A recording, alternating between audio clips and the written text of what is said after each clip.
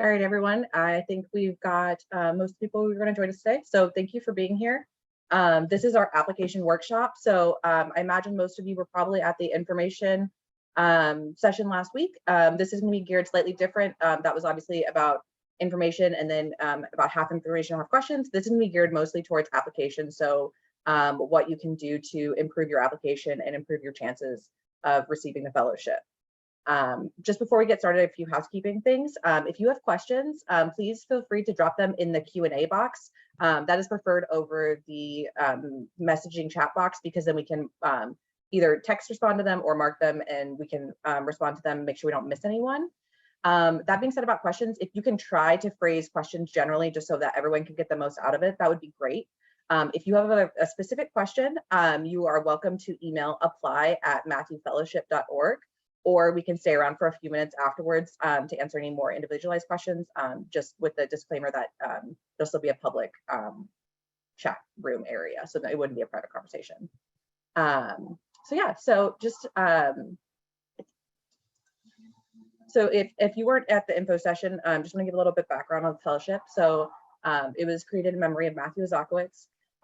He was an engineer, an entrepreneur, an extraordinary individual, with a passion for commercial space exploration.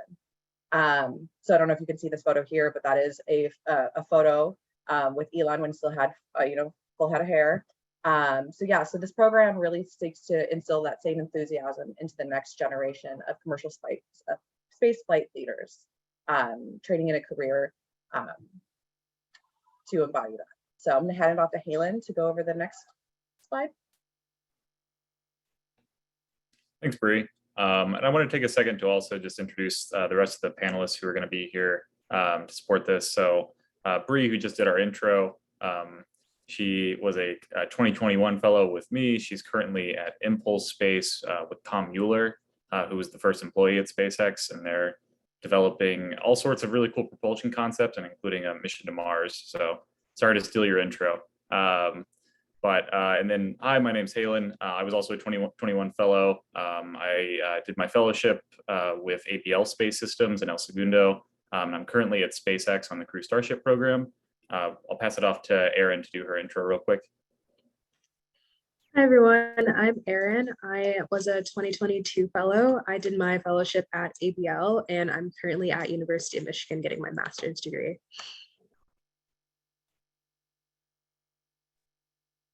Hi everyone, I'm Ariel. I graduated from the University of Arizona last year, and my internship was at Hedron, and I'm currently at Georgia Tech getting my master's in aerospace engineering. Hi everyone, my name is Shravan Hariharan. I'm a 2019 fellow. I was at Spin Launch during my fellowship down in Long Beach. During the time of my fellowship, I was finishing up my undergrad at Georgia Tech, and I'm now at MIT doing my master's. Thanks, y'all. And these panelists also represent multiple years of fellowship classes, as well as people who worked for a variety of companies and have a range of interests kind of across commercial space. So it's a pretty good group to be answering your questions today. Bree, do you want to go to the next slide? So we wanted to highlight this again. For those who joined the info session, you may have already heard this, but I think this quote really is emblematic of the kind of people we're looking for in this fellowship, because it's emblematic of who Matthew was. So I'll just read the whole thing from Peter Diamandis, who was the founder of the X Prize, and you may have seen he's done interviews with a lot of the leaders in the industry. He has a great interview with Elon Musk that just recently came out. So Matthew reminds me of myself, someone who early in their life identified space as their primary passion, someone who was always asking how we can do more and go faster. Rather than choose a traditional path, Matthew lived the space entrepreneur's dream, a path that would ultimately bring him back into my life, where he interned for both Space Adventures and Planetary Resources. It would be an honor and pleasure for me to host young space entrepreneurs with Matthew's level of passion and dedication. And we've heard a similar sentiment from a lot of the other company founders and leaders who work with this program. I think we might have in here our list of host companies. If not, you can take a look on our website, but it's actually a pretty competitive pool. Companies really want to be a part of this, and we actually turn companies away each year.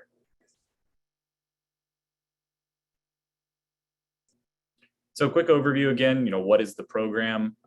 It's really, made up of these four facets: the internship, which we all kind of mentioned what we did with that, mentorship, There's both mentorship from the other fellows and the people you meet in the program, but also an executive mentor who will be assigned to you. Our executive mentor list is pretty much a who's who of spaceflight. It's astronauts, CEOs, founders, and really just other exciting people who are super duper excited to be talking to you. While you're a fellow, in the middle of the summer, you're going to go to the Fellowship Summit in LA. And that's a great opportunity to network and meet with other people in the industry, as well as that class's group of fellows. And then the big thing that's really your long-term benefit of this program is the community and getting to know all the exciting people in this program.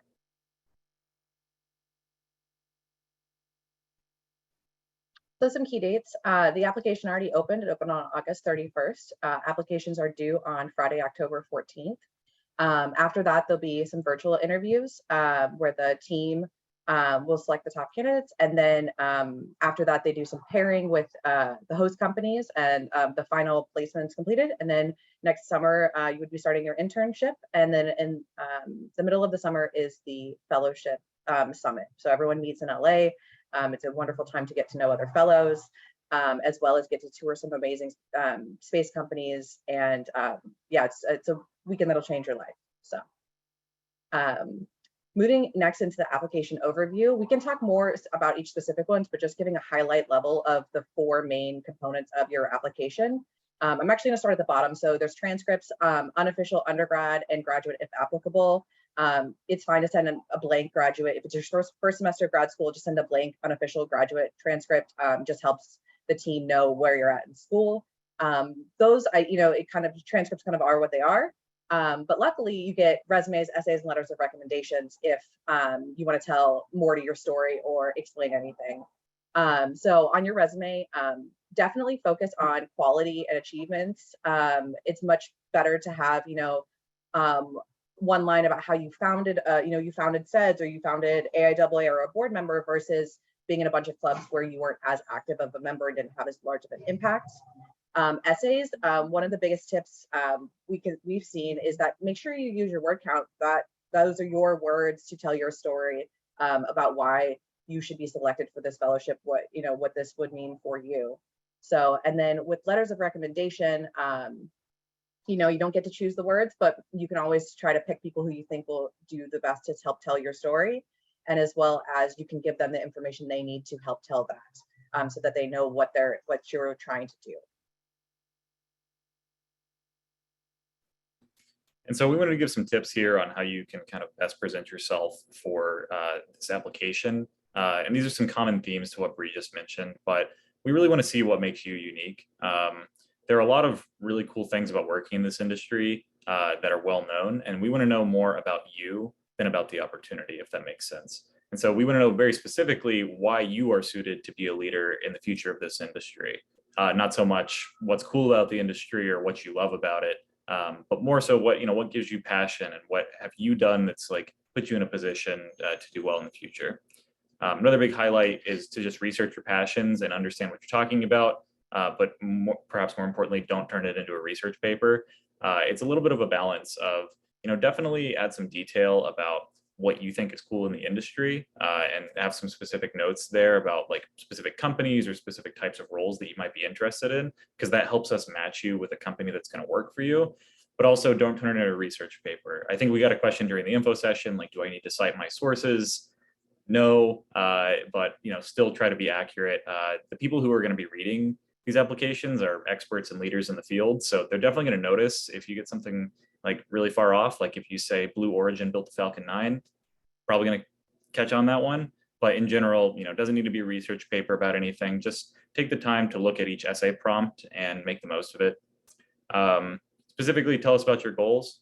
We don't ask you to know, hey, as soon as I graduate, I want to go be an RF engineer at this company and help design these kind of communication systems. It can be more broad than that, but at least, kind of try to indicate what you'd like to learn. Try to avoid being too general of just I just want to be working in the space industry.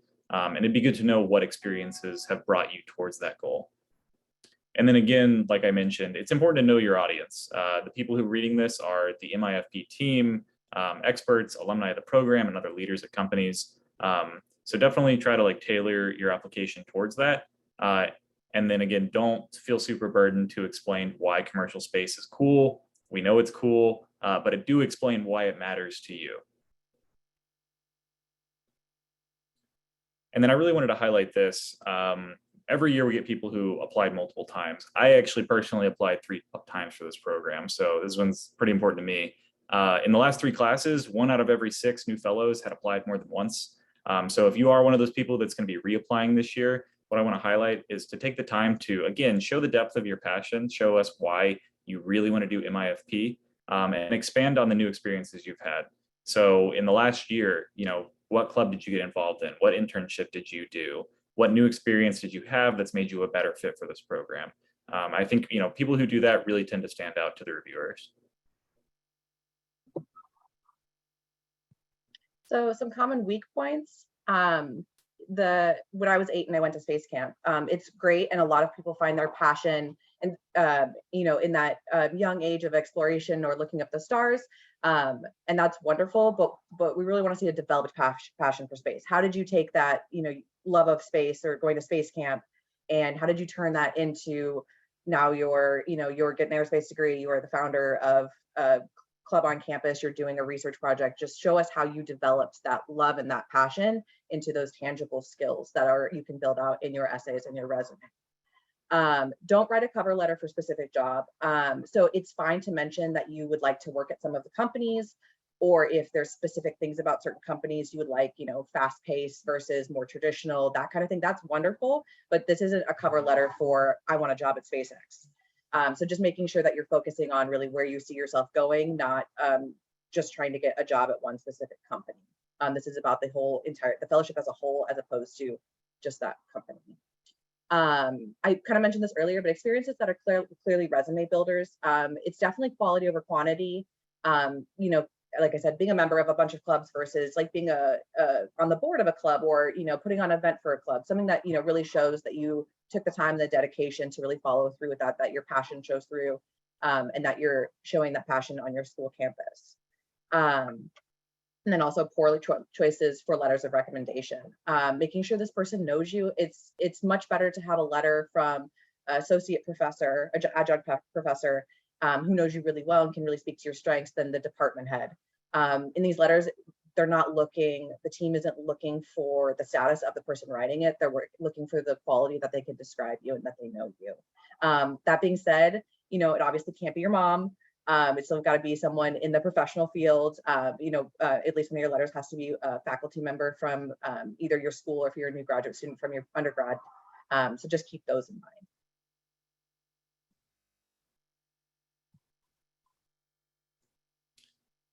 So just to kind of round us out and tell you a little bit more about what fellows have experienced in this program and kind of their words of encouragement.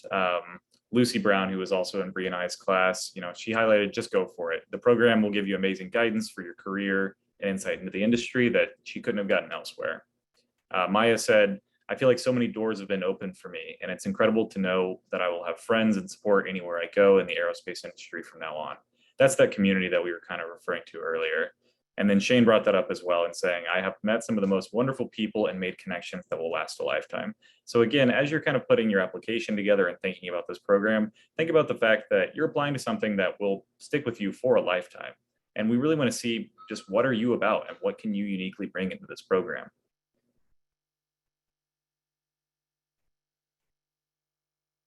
So that'll round up.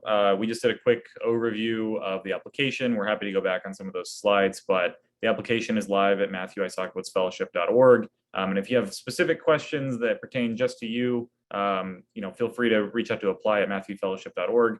You can also ask them here, but if you want to just be able to speak directly with the team, feel free to shoot that email. And then we're available on social @MattFellowship. So with that, I think we'll go ahead and open up the Q&A. I see we already have a question in there, but yeah, please use the Q&A on Zoom. It's in the lower toolbar towards the right. And that allows us to just see everything as they come, and we can try to answer them live if they come through.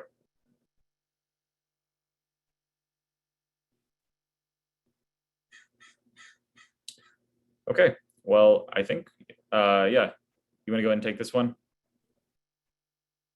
Yeah, I'm happy to answer this one. First of all, great question. I think that when it comes to resumes, a lot of them can be subjective in terms of what you want to include. I think that in terms of the program, we're really looking to see a story of somebody who's really passionate about space and has chased those passions through so many different avenues to learn, to grow, to foster a sense of community, because that's what this fellowship is as well. So you don't necessarily need to be, in an executive position in a club for that club to matter to you and your story.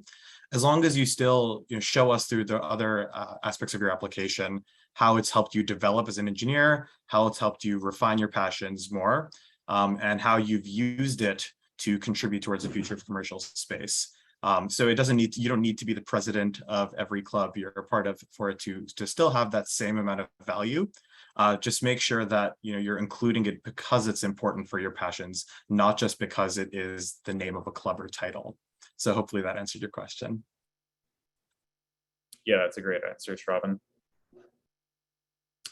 We have another question here. Can I apply for this fellowship even though in my first year? So the eligibility criteria for the fellowship, I think we might have this on one slide, but you do need to be junior standing or above. Basically, I think the earliest you could be is class of 2024 at this point. I may be wrong on that if you're an undergrad. So juniors, seniors, and graduate students are eligible. And the reason we do that is just because, again, we do want to see like kind of a developed passion. We want to make sure that people have had the chance to get some professional experience beforehand. And then we definitely encourage people to apply if they have met that criteria. But do note that, as you go on in your undergraduate career, you'll develop more experience, and that makes you an even better candidate for the fellowship. I think the second one we have here, referencing specific companies we'd like to work for. Is this encouraged, frowned upon, or something in between? I would actually say that's encouraged, especially if there's a certain type of company you want to work for. Like, for example, if you would like to work at one of the big launch companies, so SpaceX or Blue Origin, like definitely say that in your application. There's even a section for that. But what I would say is don't cater it too specifically to a specific company. So don't say, hey, I really, really want to work at Blue Origin and I want to work on New Shepard and I want to be the propulsion systems. Like that would be a cover letter for a specific job. What we want to know is generally, what are you passionate about within this industry?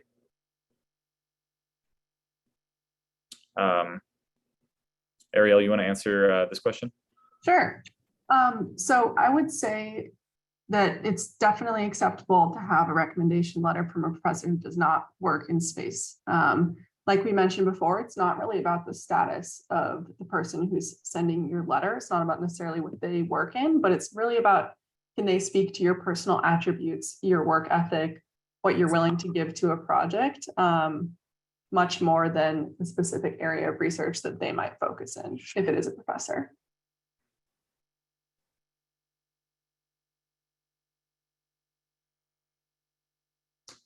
Awesome. Bree, you want to get this question from Stephen? Thanks, Alan. So the question is that on the application, it says it's okay to have up to 2 pages on a resume. Do we think it's better to stick with 1 page that's easy to skim through, or use the extra space to better sell ourselves?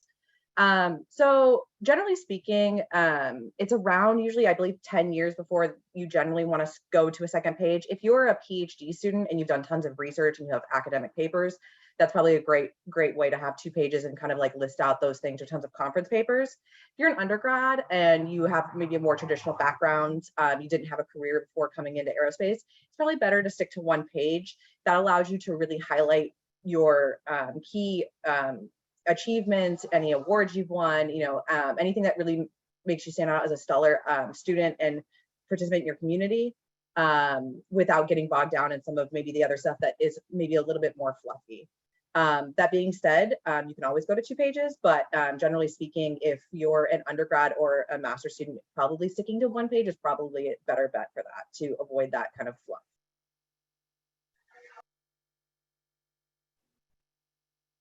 Yeah, and I think, general pro tip for all things is most people like 1-page resumes. But if there's something that you feel absolutely pushes you to that 2-page, then yeah, go for it. Aaron, you want to get this question from Charlotte? Yeah, so Charlotte asked about if there's not a specific faculty member that can speak well enough, could she ask people for previous internships?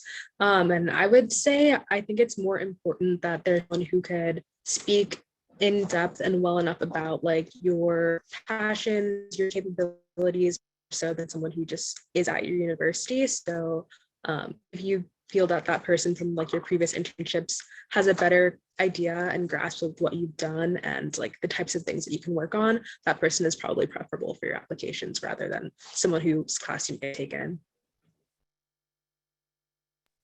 On that note, though, one of your letters of rec does have to be from an academic professor, just for clarity, and tag on Aaron's point.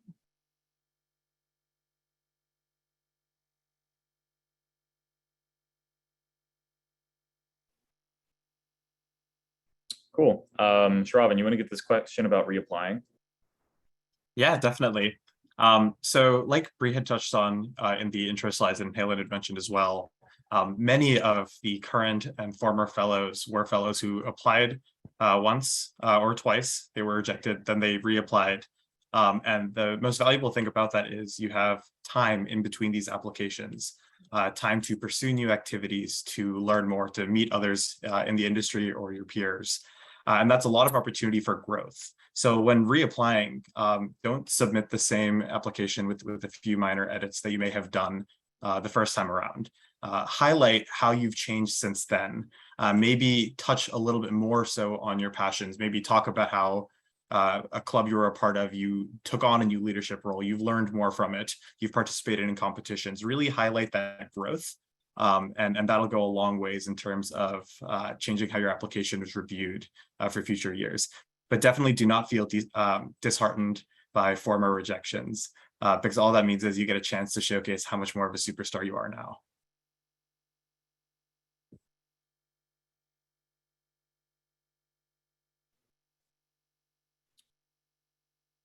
Thanks for that.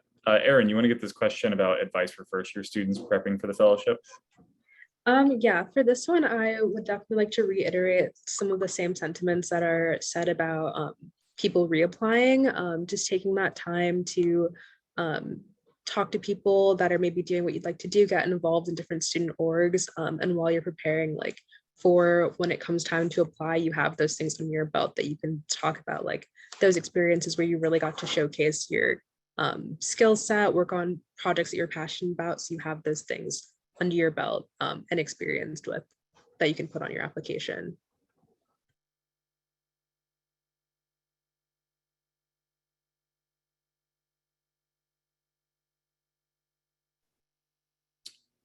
Awesome. I think I'm going to take this question from Victor because it's just pretty general. And actually, it'd be great if we went around the room here for the panelists. How has everyone's passion changed now that you are already working in the aerospace industry versus before when it was just a goal? I think to start out for me, I think that my kind of drive has changed a little bit more. At first, I was just really excited to have the chance to work in this industry. And I felt like, you know, once I got into the industry, I would just be like so satisfied. But I think once you get in and you realize not only is it a really small world of really talented people, there's also like an infinite number of opportunities. And I think I'm even more excited now to just be going and chasing these very specific goals that I think are going to have huge impact. Bree, how would you answer this? Yeah, I think a similar sentiment of, you know, in the beginning, I was just so excited to just be involved and to get to have the opportunity. And then I think after getting to be a part of it, have a bit more self-reflection of like the deeper thoughts of like what exactly it is that I want to participate in or what I want to contribute. So I would say it's still equal, if not more excitement. It's just a different type of enthusiasm. Erin, do you want to go next? Yeah, I think for me, my passion is probably still at the same level and excitement. I'm also still a student, so not working in the industry yet, but at least after having gone through the fellowship and had some internship experience, I think my passion is kind of more directed, and now I have a better idea of what the industry actually looks like. I know kind of more clearly what types of work I can see myself pursuing and what types of positions I'd be really excited about doing, rather than this kind of overall idea of aerospace. I know kind of more specifically like where I feel my calling is after my experiences with internships.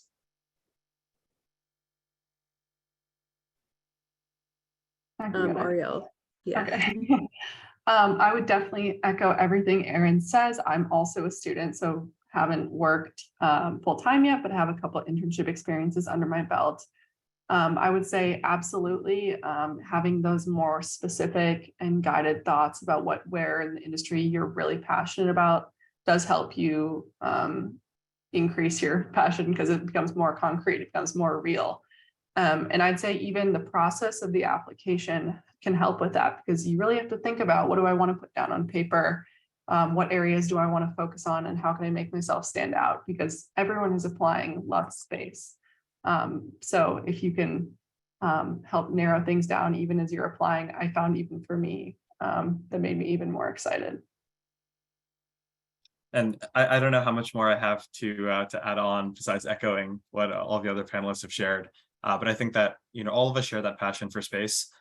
It's just exciting once, you enter the industry to meet thousands of people who share that passion, instead of maybe the tens or hundreds you take classes with or go to school with, which makes it even more exciting to think about the next chapter. Scary, but exciting nonetheless. Awesome, y'all. Well, thanks for answering that question for us, because I think that gives a good view of how the fellowship also kind of impacts the way you look at this industry. I think we can do this next question. Who would be the best person to ask for a recommendation? Would someone who can speak to your passion for space be preferred over someone who can speak to your work ethic, etc.? Bree, you want to answer that? Sure. So this is a great part where you get to letters of recommendation. So I am a big believer in trying to tailor your letters of recommendation to kind of speak to different parts of you. So maybe, having a former internship boss or mentor writing one that speaks to maybe your work ethic, whereas your professor can speak to, your work ethic in classes, and also like your passion for space, or your personality, and like more of those other things that you maybe weren't able to show off at your internship. So I think obviously it's a case-by-case basis, but I think you can really work to weave those together to get a really cohesive picture of you based on those two letters of rec.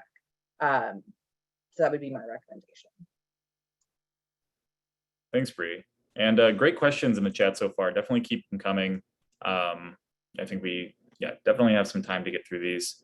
We have this question from Sean. What advice would you give for online students who are applying, and how to stand out when community involvement is limited? So I know for sure that COVID has had its impact on the undergraduate classes the last few years. And we know as a review committee that, when we're looking at things, that's been an impact. So definitely, try to call that out if that was you. But Ariel, I know that you also ended up doing 2 online internships. So I think you could probably speak to this even better than I can.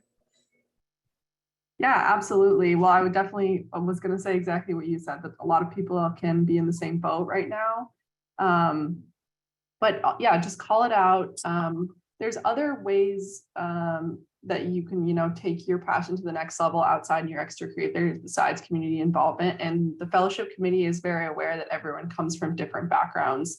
That's why there's such a variety of applications and such a variety of fellows that end up in the class.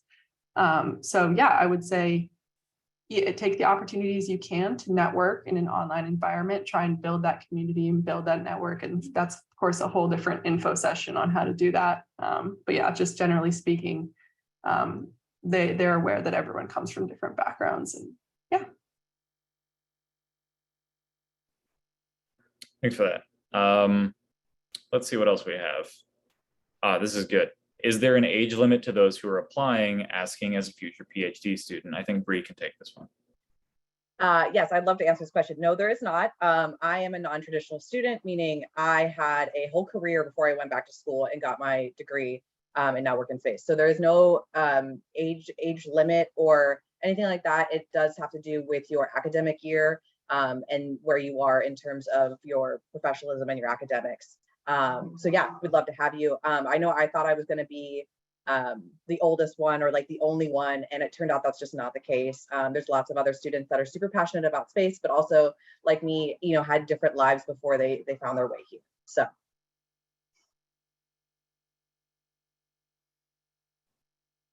Yeah, thanks, Bree. Yeah, I know we've had some great fellows who had things like military service, or they did a totally, something different for a few years before college. So definitely not an upper or lower limit. Just have to be junior to graduate standing. Let's see. If we feel as if we have not had enough experience to know what exact role we want, or if we are open to working for any space company, sorry for the feedback, y'all, how should we approach the first essay question? I think this is a great question because, definitely even I, when I was applying, didn't know exactly what I wanted to do. I would definitely try to highlight what within the space industry makes you excited. Like, what has brought you to applying to this fellowship? What specifically could you see yourself working on? And give us an idea of kind of what you're looking at. Like, the fellowship is a great opportunity to get some breadth of experience and get to know kind of the lay of the land in the space industry. So tell us what excites you about that and what you think you'd go after given the opportunity to kind of explore. Let's see. I think we've answered a few of these. Oh, okay, from Carter. For our reference, what were some influential experiences that you wrote about in your essays? Did you each focus on your research, your industry experience, or something else? I think probably for each of us, we likely highlighted different things. There's not one right answer to this. I think it's just important to show some experience that you've had. Some people have had a few internships by the time they're applying. Some people have done entirely research. I think the big thing is just showing what you did specifically in that. I know that when I read something and it's just like, I was part of this research team that accomplished these amazing things, but someone doesn't highlight what they specifically did for that team, it's pretty unclear where your passion lies and kind of how you've contributed. It works that way for clubs, internships, or whatever. Same thing with internships. Like, you could have interned at like the most exciting company in the world, but if you don't really speak to what you did there, it's hard for us as a review committee to understand what qualifies you for the next internship. Does anyone on the panelists have like a specific thing that they tried to highlight in their essays? I actually tried to highlight my club experience specifically with AIAA and diversity. And so for me, that was a very easy way to include, similar to like a resume, include numbers and kind of try to quantify the changes that I had made throughout the year. So that can be another way as well. It doesn't have to just be internships or or research. Yeah, I think I had something similar in my application. I took a bit of a risk for one of the questions, and I focused on like a volunteering education and outreach program I did, because that's something that I felt really proud of and really passionate about. And rather than focus on a technical club role, I answered an entire essay question about that and how it related to space. And I think that it worked out, but I think just showing that it's something that needs to matter to you at a deeper level, and that's the most important thing. Anyone else want to throw some thoughts in? If not, I think we have another question. This one was directed at Shravan, whether Spin Launch is one of the host companies this year. Yeah, so I'll take that question and I'll open it up to a broader sense about the host companies in general. So the host companies for 2023 have not yet been finalized. That's typically something that happens later on once the applicants are being reviewed, the companies are being selected as well. If there's a certain company you feel very strongly about their mission and what they're doing, you can definitely indicate it in your application. But like Bree and Halen mentioned earlier with the slides, you're not applying to a specific company or specific role at a company. So definitely make sure you're open to different companies within the fellowship. So short answer is we don't know yet. Longer answer is could be, maybe not.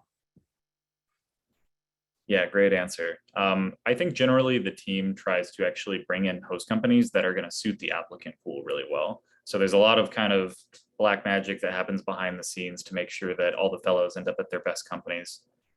We have this other question from Michael. If we are just starting grad school, is it best to have recommendations from the program we just started, or is it best we use recommendations from our undergraduate program?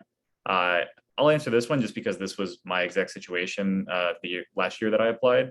I ended up taking all my recommendations from my undergrad and years prior, because I think at the time I was applying, I had just completely changed schools and started this new grad school. So even though I probably could have gotten something from a professor there, it just wouldn't be anyone that knew me super well. And so the strength of the recommendation just wouldn't have been there. So I definitely recommend, if you're in that position, like, unless you know someone at your grad school can write you a really stellar recommendation, I would say defer to your undergrad or internships or other experience that you had before. As Bree mentioned, our one rule is that one just has to come from a faculty member, but it can be a faculty member at your undergraduate university as well.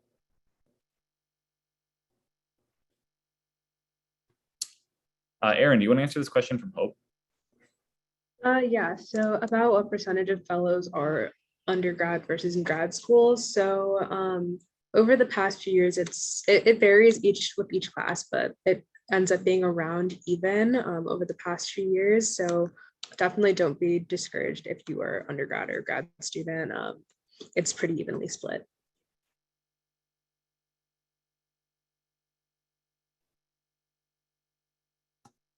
Awesome. Bree, there's a direct question for you here. I don't know if you can see this one from Andrew, but if you want to go after that, go for it.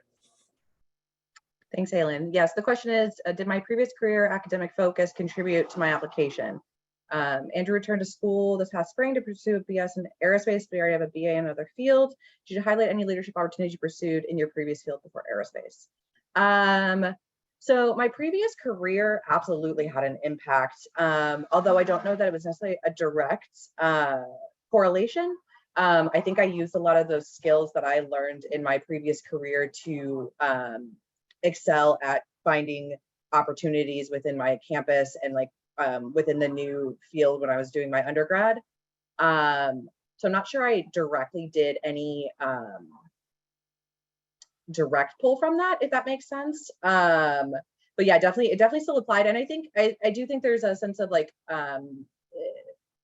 you just have a different perspective, I guess, when you've done something before. And I think I used that a lot more. So it was, yes. So to summarize, yes, I did, but not in a direct sense, much more subtle. And I'm happy to follow up with any questions with that, but that's kind of the best way to answer that. Awesome, thanks, Bree. Question from Charlotte: if we have an e-portfolio demonstrating our past projects, is there somewhere on the application where we can put this? That's a great question. If you have a personal portfolio or a website, we always recommend just putting that in your resume. You submit your resume as a PDF, so if it's there, we can always take the link and take a look there. That's probably the simplest way to do it. And then this next question: does a balance of soft skills and hard skills make you a better candidate compared to a candidate with too many hard skills and very few soft skills? Definitely want to get some input from the other panelists here, but my initial thought here is yes, absolutely. This fellowship is not necessarily looking for the people that have the absolute perfect test scores and can do, the best propulsion analysis in the world. Often there's a little bit of a stereotype of people who are very technical, that they aren't very well rounded, and I think that's certainly not what we look for here. In the intro, we mentioned that Matthew, who this program is all based around, was an extremely well-rounded person who had a depth of passion, but also a wide range of skills and personable skills as well. So many of our fellows are emblematic of that. I know when I've met people in this program, they've all had a great mix of these skills. They're the kind of people that you can go up into and just have a very easy conversation with, but I also would totally trust to go and design a rocket for me. Anyone else want to throw in some thoughts there? Yeah, I can jump in here too. I definitely agree that soft skills should not be overlooked. I think just from the conversations we had during the fellowship with both peers and during workshops, there's a huge emphasis on being leaders in this field. So people that want to go into these spaces and spearhead innovation or see things, see the future of aerospace come to life, with their hands a part of that happening. So that's not just technical capability, that's also being someone who is not afraid to take on different tasks, try new things, and really put themselves out there. So with a lot of those leadership skills, that's definitely something that you should emphasize. Yeah, awesome input. We have one more question from Olivia. Ariel, you want to take this one? Yeah, so this is how many interviews does a fellow go through by the end if they're selected? So typically the process is one interview with the MIFP team, and then if selected to go to the next round, you'd have an interview with the host company that you've been matched to. So it's usually two. There are exceptions to that. If the host company say wanted to have more than one chat with you, that would occur, but typically it's 2 interviews total.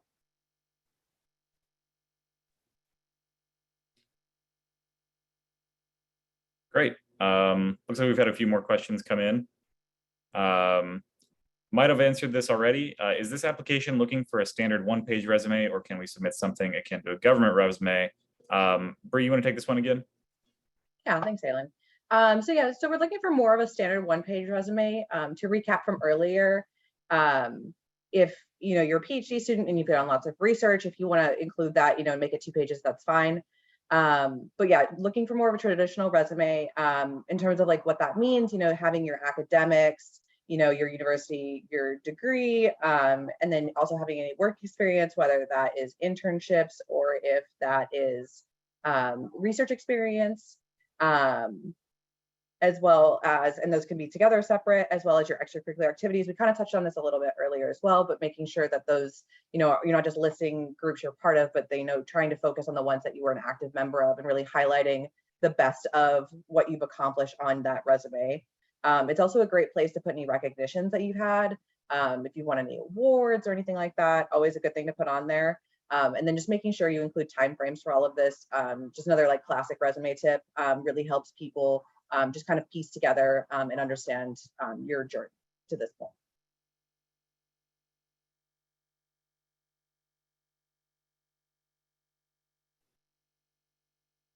Awesome, thanks, Bree. Question from Stephen. Would you say the interview with the host companies is the same as you would get for a normal job or internship, or is it geared differently to align with the fellowship? In my experience, I would actually say it's pretty much the same. You're still getting screened by that company in the same way that they would probably screen any intern.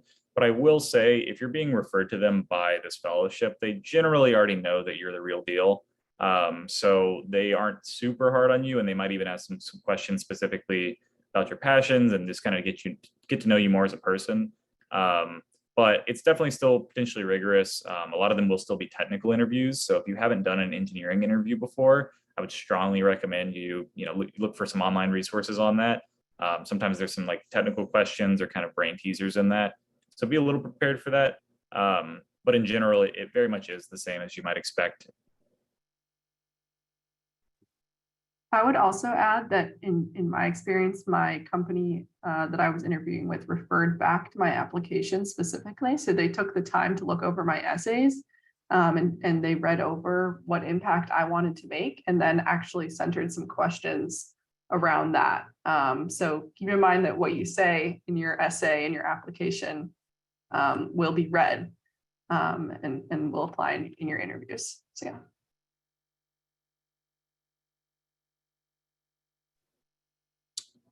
Great, thanks, Ariel. Shravan, you want to take this one from Andrew? Yeah, definitely. So the question is, post-internship experience, how has the fellowship helped you in your career? And I think that I speak for each and every fellow when I say that it's helped us all tremendously in different ways. Just to highlight a few of the ways that the fellowship has helped me in my career. Currently, the graduate advisor and project I'm working on, I was introduced to by another fellow who introduced me to his advisor and recommended me.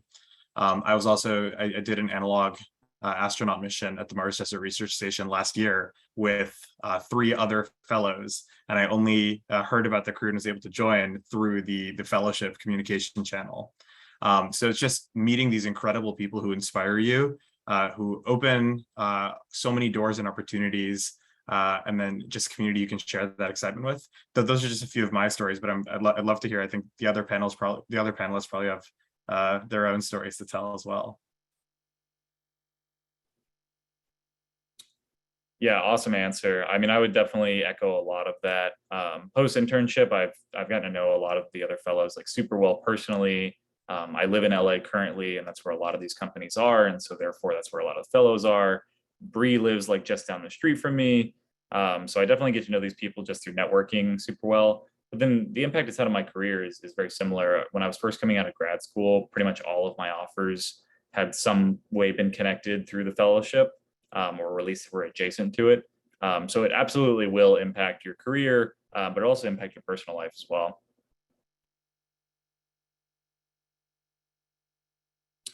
All right. Question from, let's see, from Carter. How often do candidates get rejected at the technical interview stage? And is it ever the case that MIFP will line up an interview with a second company if you don't end up being a match with your original interview? This is a great question. I think the answer in general is it super depends. There's times when people match with a company and it's a perfect match and they can pretty much go for it from there. But there definitely have been cases where there just was a misalignment between the company that a potential fellow was being matched with. So there have been cases in the past where the second interview occurs, but it's a super case-by-case basis. Yeah, just to chime in there as well with my specific situation, a lot of times things happen that are outside of the fellowship's control as well. For example, the company I was originally matched up with ended up being dissolved as a company in between when I matched and interviewed and the start of the summer. So the fellowship team helped to pair me up with another company. That one didn't work out either. And then finally, the third, I had an interview for a third company as well, and that ended up being my final match. But in situations like this, once you're selected as a finalist, the fellowship team will definitely help to ensure that all opportunities and all options are explored. Yeah, that's actually awesome. I didn't even know that about you. So yeah, perfect example of that case. And the MIFP team like really goes out of their way to make sure everyone lands at the best place for them. So let's see. Yeah, are there opportunities for virtual internships and company mentee pairing? Ariel, I think you're a perfect one to answer that. The answer is yes. I did a virtual internship this past summer. Most people are in person, but with COVID kind of being less of a prevalent issue this past summer. It's definitely possible. I don't know. It's definitely up to the committee about which companies they pick. And then it's finally up to the company about the type of internships they like to have. It just so happened that my company operated completely remotely. So no matter the circumstances of the world, you would be virtual. So I would say it's just dependent, but it is possible. Yeah, and if that's something you're really looking for, you should try to highlight that in your application, just so that the leadership team is able to find that. And if we already know that a company is going to be doing something virtual or their internships will be virtual, it's a lot easier to make that connection. All right, we have a question from Victor. I'll try to read most of this. There's a stereotype of students in STEM are usually introverts that might not have leadership skills. If you happen to be selected because you do have some leadership skills, but are still getting better at those skills, does everyone in this panel feel that the program has given you more leadership skills that you ever thought of? I would say, yeah, absolutely. I think Erin could also take this question. Yeah, I would definitely agree. I would say, like, as myself, I'm definitely more on the introverted side, but like have had some experience like in leadership roles that I think helped my application stand out. But even still, getting to the program was definitely something I was still working on. And there's different workshops that kind of vary year to year, but like, for example, some of them, like they have you talking to like a room full of industry giants, you know, asking them questions, getting up on the stage that kind of like put you in the position to really work on those skills. So this fellowship is definitely a place where you can work on like developing and sharpening some of those leadership skills that you might not be super comfortable with going in. Yeah, awesome answer. We have one more question from Reese. What sort of diverse experiences or academic interests would you highlight in your essays? Bree, you want to take this one? Sure. So, you know, there's obviously maybe the more traditional extracurriculars you might think of, depending on your school. It might be like AIAA, which is American Institute of Aeronautics and Astronautics, if you're not familiar. SEDS, the students for it's deep space exploration. I don't always go for Halen. Exploration and development of space. Thank you. Rocket Club, you know, those kind of things. I know every school is different. Obviously, maybe your school doesn't have, like my school didn't have an aerospace program, so we had, you know, the mechanical society and stuff like that. So anything like that is obviously like a great place to start. Anything space focused, engineering focused. But I know personally, like, I think I also talked about in my application that I was a peer, they called peer mentors. They were like people on campus that helped with a bunch of different things for students, but particularly like mental health and stuff like that. So also just whatever is, I think, you're passionate about and is important to you, I think will really show through in that application. So if there's something, you know, if you're, you know, you're part of AIAA, but you also are like really passionate about something, you know, I think that is important as well. You know, we're still full people. So you don't only have to do space things, but that's kind of a little bit more of a diverse, I think, maybe experience. But I'm sure some other people have done some other interesting things as well, that weren't just aerospace. Extracurriculars if they want to speak up.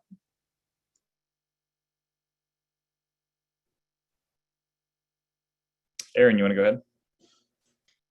Yeah, one of the things I highlighted on mine was a little bit similar to Bree's, that was like not aerospace related, but still kind of involving other student organizations. So I talked a little bit about like a tutoring program that I was a part of, and like highlighting just kind of like making STEM education more accessible. And even though it's not directly aerospace, it kind of just shows different areas of passion and like where you devote your time and why those types of things are important to you. So that was definitely something I talked about in my application. I talked about a club leadership role that I had, which was not aerospace adjacent either, but it was one where I was highly involved with contacting and maintaining like sponsorship relationships with like companies for my club.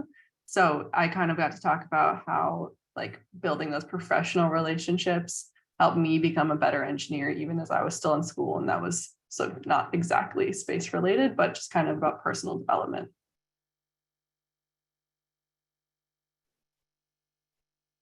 Thanks, y'all. We have no more open questions in the Q&A. Happy to take any more specific ones, or if you don't feel comfortable sharing them in this forum, please feel free to reach out to apply@mattfellowship.org. Yeah, any other notes from the panelists?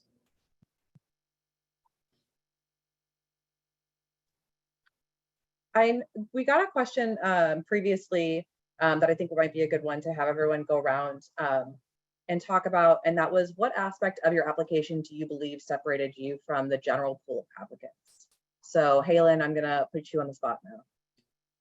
Yeah, I think, well, one big one was, you know, I went to a school, so my undergrad, you know, is not necessarily in like the top, probably, you know, 15 or 20 space universities. And so I was really passionate about learning more about space, and there just weren't any opportunities. So one thing that I did was I got to know a professor that also had done some work for NASA. And I basically asked him, I was like, hey, like, it'd be great if we had more curriculum around this. So I actually helped him develop a course around space mission design that's now offered annually there. And so I made sure to highlight that as part of my experience. And I think that that also probably made me stand out a little bit, as like, yeah, I didn't get to go to a Purdue or an MIT for undergrad, where there's like probably a lot of really great places that you can go learn about space. Those are awesome schools, but I still made the most of it, and I still tried to do something to kind of, you know, make more opportunities exist for future students. Yeah, anyone else want to call out one? Maybe Ariel. Sure. I would say for me, I also did not go to like a super big space school, but it was actually big on like the astronomy and physics side. So I talked about how I combined all the different areas that I was interested in, how I studied, and brought them together for like a cohesive goal. So talked about how my major related to my minors, which were business and astronomy, and then I was majoring in systems engineering. And I wanted to be clear about how those things all came together to make me who I am. And I think just having that unique perspective will make you stand out, no matter how you want to spin it.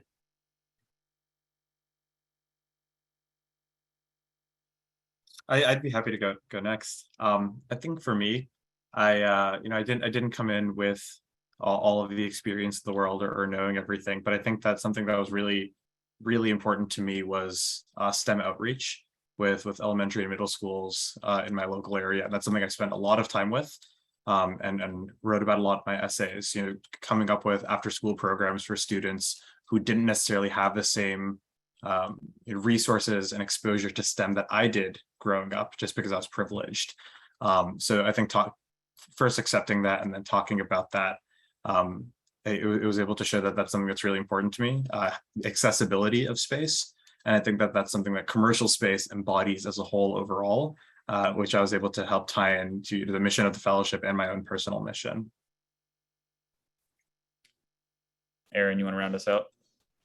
Yeah, so the first thing that came to my mind for what I think was a big factor in my application were my letters of recommendation, specifically my like faculty one. So I asked one of my professors whose class was actually one of my like harder classes that I was like struggling quite a bit in, just because I was just always at office hours and always seemingly struggling, but at the end of the day was someone who like saw me asking a lot of questions and like, you know, really working on problem solving and like kind of not giving up in the process despite like it not coming super naturally and easy to me. So I think that aspect, which at the time I was kind of nervous of like, I don't know if this looks good, despite the fact that it was like not like a super easy A for me, but I think ultimately was a good decision because he could speak to like those aspects of how I was as a student in that class.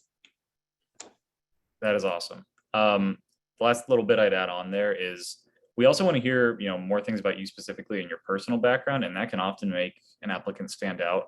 Like, for example, like I came from probably a more disadvantaged background, you know, grew up like pretty resource limited, and it was actually a huge struggle for me just to go to college.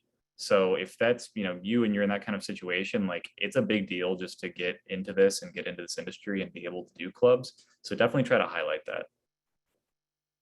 The last bit, I think we only have about a minute. So I think Charlotte, you're going to get the last question here. If we have passions or clubs that demonstrate leadership that we are part of during high school, is it still relevant, or would you prefer only experiences in college? The quick answer to that is I would be, you know, a little cautious with high school experiences. If you feel like it's, you know, still a really big deal to you and it still is a part of who you are today, definitely highlight that. But in general, you know, high school experiences tend to fall pretty low on the resume. So I would be, you know, if there's other good things that you've done in college, I would try to highlight those first. Anyone else have thoughts there?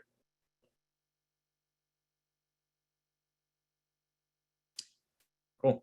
Well, I'll probably close this out. I want to go ahead and thank everybody for joining. I thank Bree for taking the lead on this and getting us through the intro here. And thank all of our panelists for joining us today. This has been great. It's been great to hear about each of your experiences. And just to reiterate, feel free to reach out with future questions to apply@matthewfellowship.org or hit up any of those social channels. We appreciate everyone for joining today, and we look forward to reading your applications.